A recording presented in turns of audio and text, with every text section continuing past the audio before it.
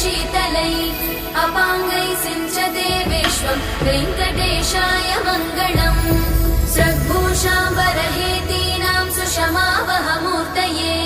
सर्वातिशमनायास्तु वेङ्कटेशाय मङ्गलम् श्रीवैकुण्ठविरक्ताय स्वामि पुष्करिणीतटे रमया रममाणाय वेङ्कटेशाय मङ्गलम् श्रीमत्सुन्दरजामातृमुनिमानसवासिने सर्वलोकनिवासाय श्रीनिवासाय मङ्गलम् मङ्गलाशासनपरैर्मदाचार्य पुरोगमै